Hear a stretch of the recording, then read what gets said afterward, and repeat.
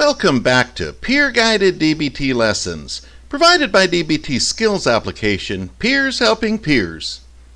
This week's lesson, marked 4-4 in our Interpersonal Effectiveness module, we'll be examining Modulating Intensity. Please keep in mind that we're simply peers helping peers, working together to bring about more peaceful, constructive, and ultimately happier lives. In other words, a life worth living. First, let's take a look at modulating intensity to fit the situation.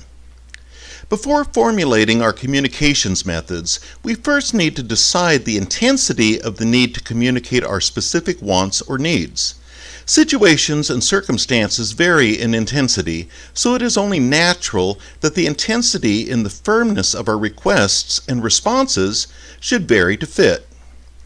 Sometimes how you answer a request made of you can be flexible, depending on the situation. Other times saying yes is just not possible or not a healthy option under the specific circumstances. If you simply can't reasonably answer yes, that would be a time that you would respond with a higher intensity, just as you can say no to requests others make with different levels of determination. You can also make requests of others with varying intensities and determination. When discussing the intensity of the situation and the intensity of the resulting communication, many conclude that the measuring tool most reasonable to use would be our feelings.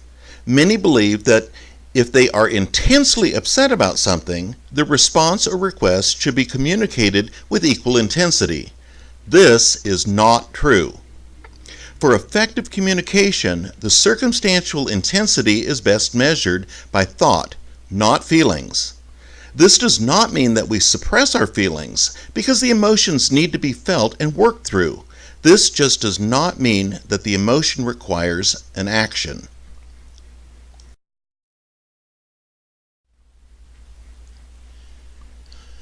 Determining communication intensity should be done through a deliberated process to help you decide which level of intensity would be in your best interest in this specific situation. Be intentional. There are several factors that should be taken into consideration in this process. Applying an intensity value to these factors, then considering their some level of the situation, can help you come up with an average to determine the intensity, in other words, firmness, that would be the most effective as your response.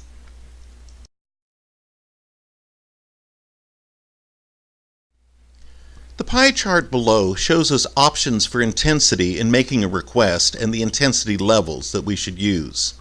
0 is don't ask, don't hint. Number 1, hint indirectly, accept no.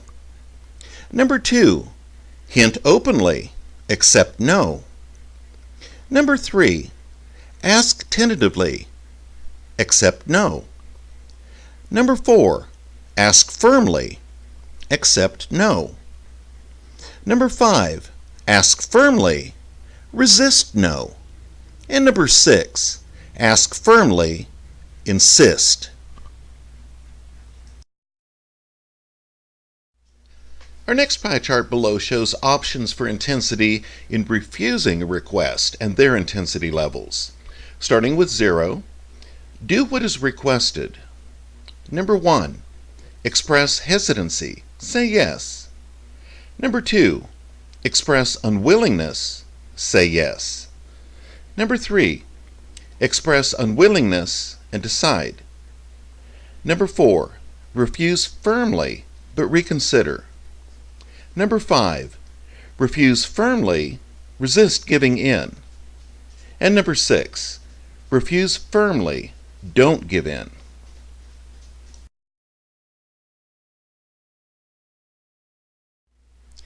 Now let's take a look at intensity factors.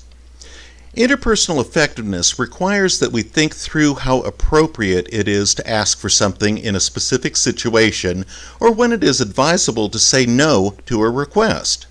Factors that we should consider in making that determination are: Number 1, effectiveness goals priorities.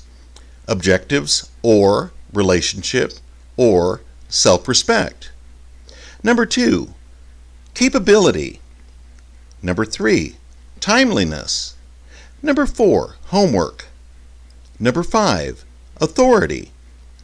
Number 6, rights. Number 7, relationship. Number 8, reciprocity. Number 9, long versus short term. And number 10, respect.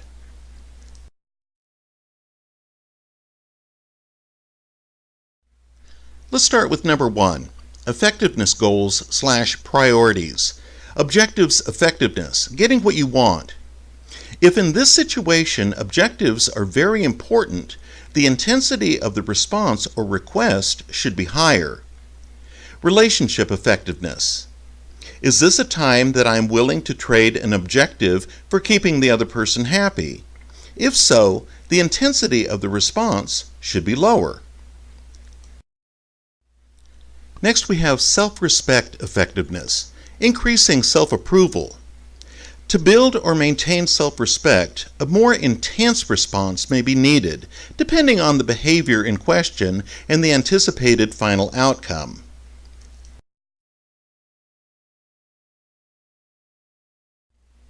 Number 2, capability. Consider before making a request. Does the person I am making the request of have the ability to do what I am asking? If they have what is wanted or needed, or the ability to do what is asked, the intensity should be higher.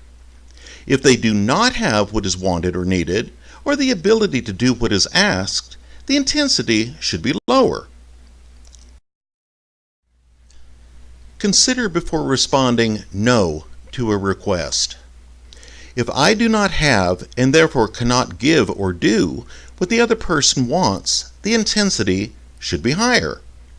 If I am able to do what is requested and have the resources to answer yes, the intensity should be lower.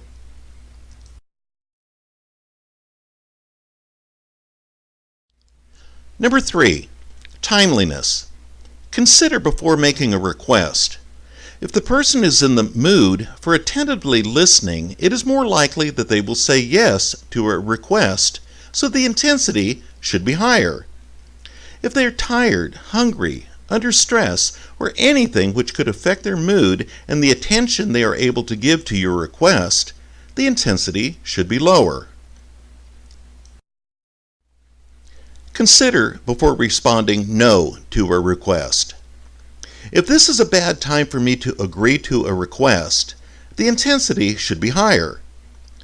If this is not the best time for me to say no, or I'm able and willing to say yes, the intensity should be lower.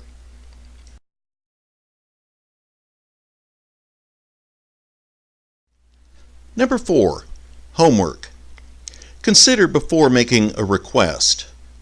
If I have assembled all the facts necessary to support my request, and both the goal and request is clear, the intensity should be higher.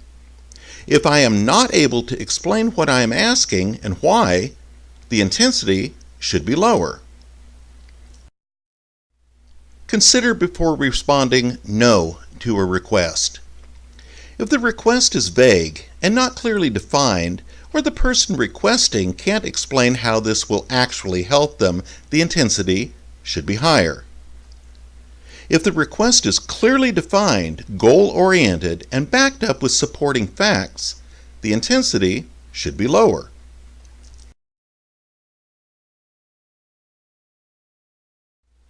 Number 5, authority. Consider before making a request. If I am in a position of authority over what I am requesting, or the person I am making the request of, the intensity should be higher. If I am asking something of a person in authority over me, the intensity should be lower. Consider before responding no to a request. If I have authority over the other person, the intensity should be higher. If the person asking something of me is in authority, especially in connection with the request made, the intensity should be lower.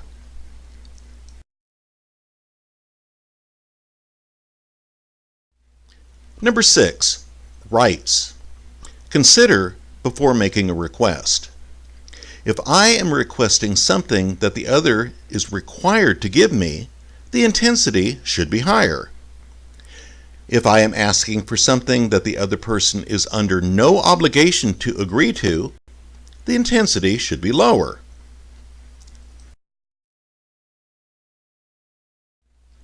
Consider before responding no to a request.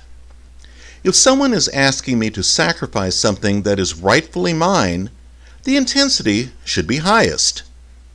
If someone is asking for something I am not obligated to give, the intensity should be higher. If someone asks me to do something or give them something that I am required to do, the intensity should be lower.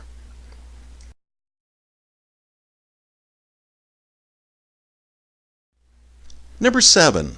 Relationship. Consider before making a request. If what I am requesting is appropriate to the current status of our relationship, the intensity should be higher.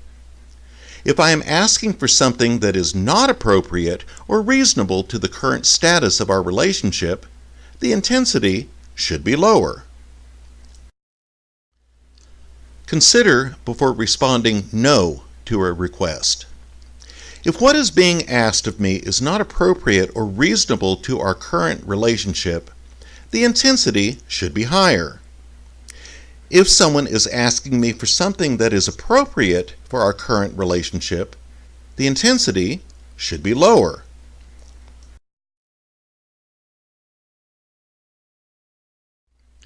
Number 8. Reciprocity. Consider before making a request. If I am making a request of a person I share a give-and-take relationship with and have done as much for them as I am asking, the intensity should be higher. If I am asking for anything from a person I have done nothing for in the past, but promise to repay the favor, the intensity should be close to neutral. If I have refused to help the person that I am making a request to, the intensity should be lower. Consider before responding no to a request. If the person requesting usually does not reciprocate and does not owe a favor, the intensity should be higher. If the person requesting has helped me in an equal manner before and I can depend on them to return the favor, the intensity should be lower.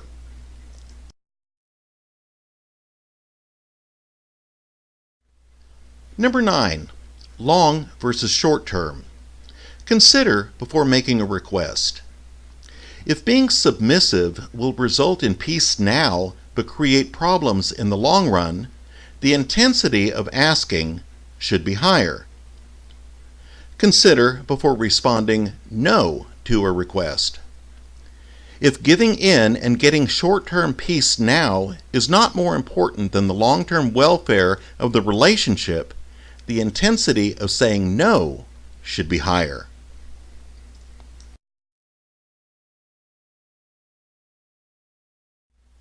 Number 10. Respect. Consider before making a request. If I usually do things for myself and at least attempt to do it first, the intensity should be higher. If I frequently act helpless, to get help when I likely could do it myself if I tried, the intensity should be lower. Consider before responding no to a request. If saying no will not result in bad feelings about myself, and if wise mind says no, the intensity of saying no should be higher.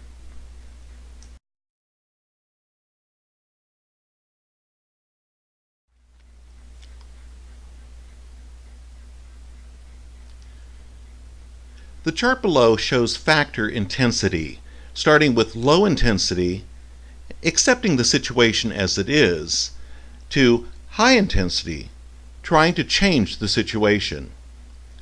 Careful consideration of these factors not only give a guide to how appropriate it would be to make a request or say no to a request made of us, but it can also help us measure which level of intensity would be the most effective to apply to our response.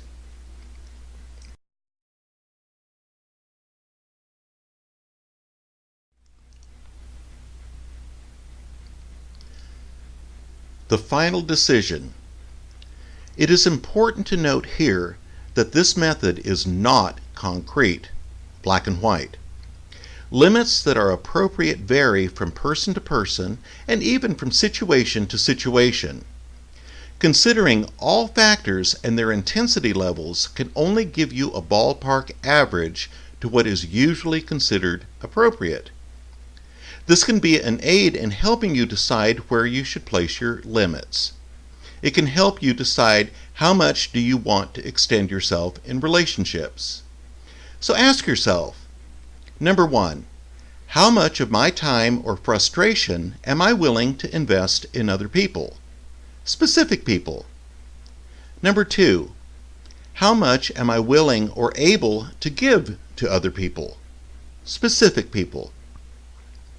And number 3, how willing am I to do things I don't want to do in order to keep a relationship?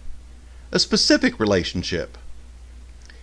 Just as the final decision is yours, the consequences of that decision are also yours to live with. If your decision causes frustration of overextended limits, you can look back at these guidelines to help you understand how it could be prevented. You should take some time this week to decide where your limits would be most effective for you, what gets in the way of maintaining limits, and the cost/benefit ratio of extending them. Be sure to check out the video description in the comments below. You'll find a link to the website lesson that accompanies this video. You will also find links to the handouts and worksheets created to complement this video. And while you're there, if you found this video helpful, be sure to like it.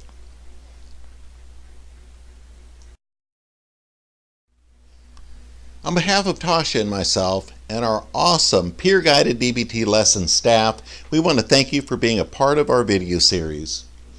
Next week, in our peer-guided DBT lessons interpersonal effectiveness module, we'll be examining Dear Man.